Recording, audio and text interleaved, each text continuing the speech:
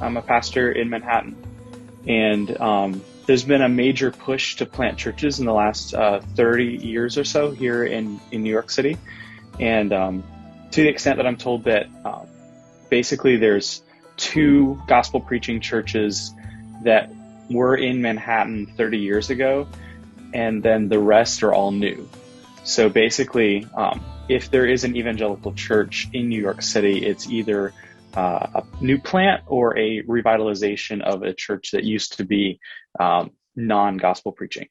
So that being said, that means pretty much all the churches that I'm around in New York City are churches of today. They're new churches. They're churches that are fairly current in their approach.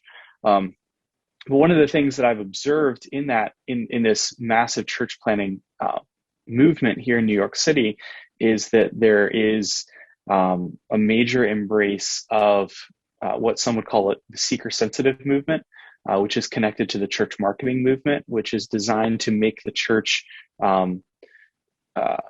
desirable to people who don't like church. But what that ends up meaning is we make churches for people who don't love God. So we want people, or we have people coming who want church on their terms instead of church on God's terms. And that's the foundation that if you go down the rabbit hole of YouTube and Vimeo videos, you can find interviews with the key leaders in these church planting organizations making speeches at other places where they reference the influence of these types of movements like Bill Hybels and Willow Creek and all of that. So if that movement from Bill Hybels and Willow Creek has influenced the movers and shakers in New York City that really built this church planting movement back 30 years ago, it's no wonder then that those types of emphases from 1990 on would then shift into the social justice movement that is today, because they built the whole thing on a foundation of the spirit of the age.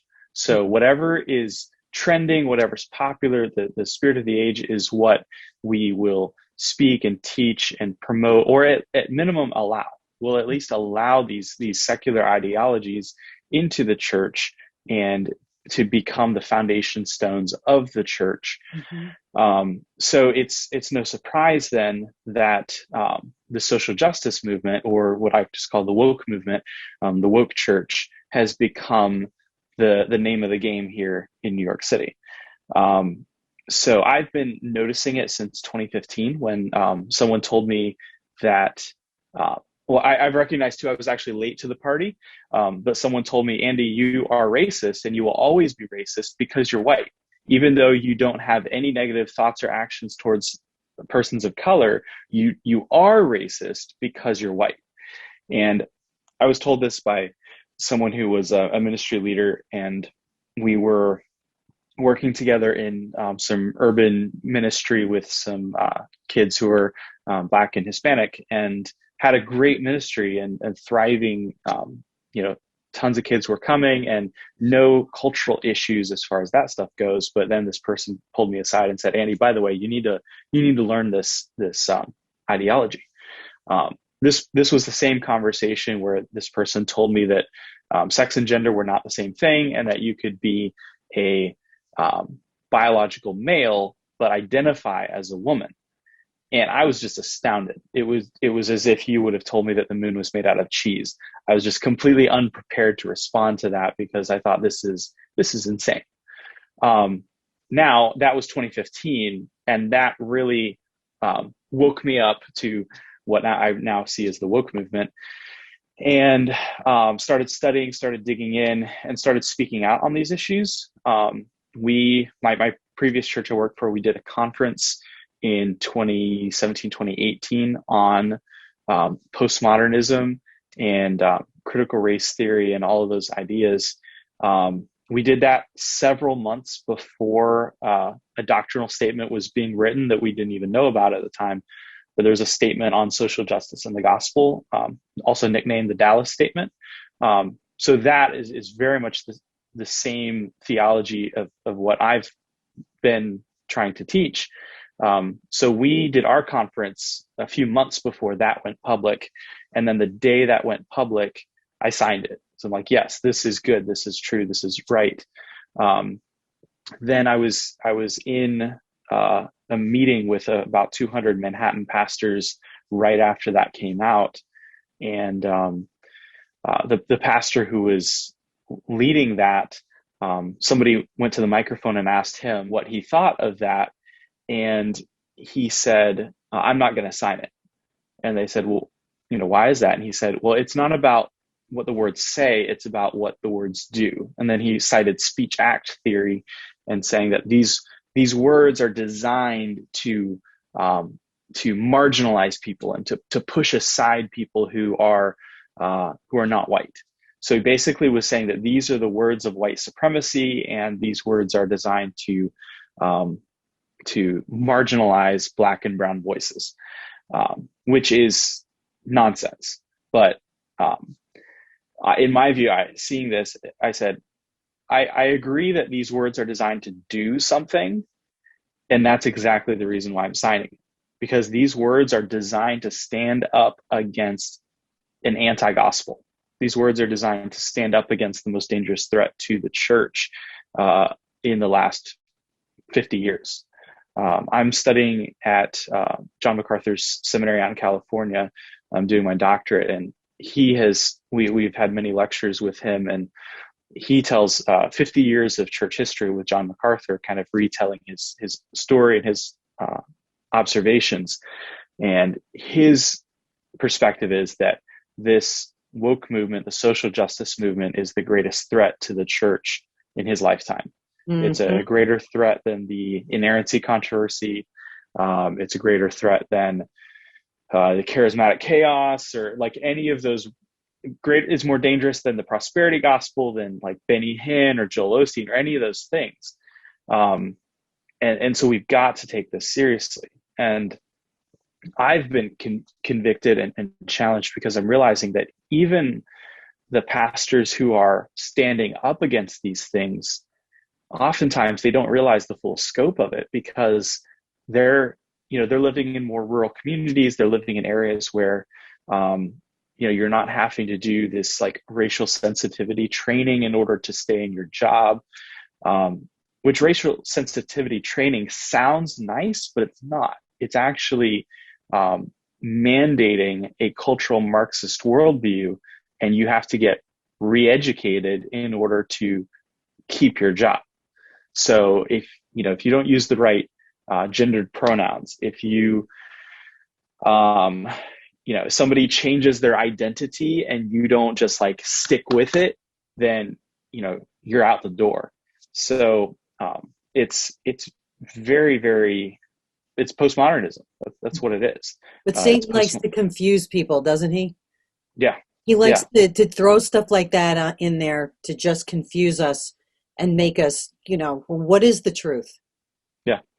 Yeah. And that's the issue that goes from the garden all the way forward, where Satan says, did God really say?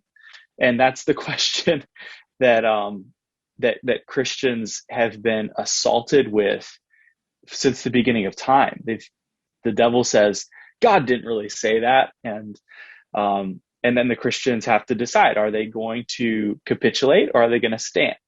Yeah. And are they going to redefine truth, or are they going to say, no, the word of God says? And that's how Jesus fought back against the devil in his temptation. It was with, thus saith the Lord. This is what God said. It is written.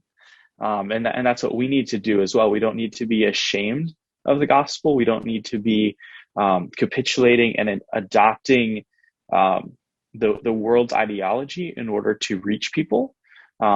But we actually just need to preach the gospel, and the Lord will save his people. Yes. Now, obviously, we need to speak in words that people understand. We need to use language that is comprehensible to people. But the issue in missions, in missiology, is this idea of contextualization. Contextualization is, in my opinion, it's the golden calf of North American evangelical church planting. But what I mean by all this is, in contextualization, it was designed to make the preaching understandable to the people, to use words that people can understand. But what it has become is, instead of changing your words to make it understandable, they're changing the theology and changing the message in order to make it agreeable and acceptable to people who don't love God. So that's the larger issue that I see dominating the church scene, dominating church planting. Whether it be something like the abortion issue, or heaven and hell. Like, hell is really offensive. The idea of eternal conscious torment, the idea that when somebody dies, they face judgment. And if they have not received Christ, if they have not been born again, if they're not trusting in him, then they spend eternity in a real place called hell. That's very unpopular. And a lot of pastors in New York City are not just functional universalists and functional annihilationists, but they actually are universalists or actual annihilationists. So they don't believe in hell. And then therefore that minimizes the necessity of conversion, of preaching the gospel, of telling people you must be born again. Yes. And for here in New York, that stuff, it goes way back. It goes, a century or more that assault on the church has been happening. So the first church I worked for when I came to New York is a revitalization of a church that was started in 1855. So it's a very old church. In the early 1900s, so about 100 years ago, the denomination that owned that church building told the pastors, you can't preach, you must be born again anymore, because that's too exclusive. And the pastor said, well, we believe that. We believe you must be born again. And so the denomination said, we're going to sell your building. So they put the building up for sale, and one of the church members was able to buy the building, and they were able to preserve it and continue preaching there. But this it's the same attack of the devil. It's the same lies and deception, and it's the oldest lie in the book, which is God didn't really say that. So that's what I'm observing in churches here in New York City. Do you go out in the street at all and talk to people?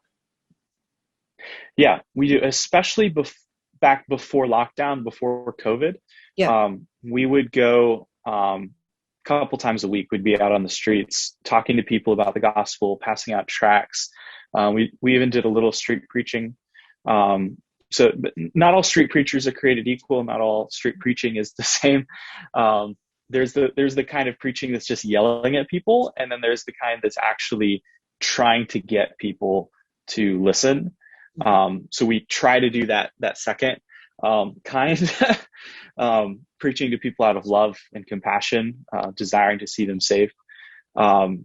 We've backed off quite a bit on the public outreach, though we still have several people in our church that go out to the abortion mills several days a week, and then they talk to mothers who are planning on getting abortions and try and get them to stop, and then they share the gospel with them. That ministry has actually been very, very fruitful, very effective. But we've got 1,000 tracts printed, and just kind of waiting on things to lighten up a little bit to get back out on the streets. How can people find out about your church, and where do you meet?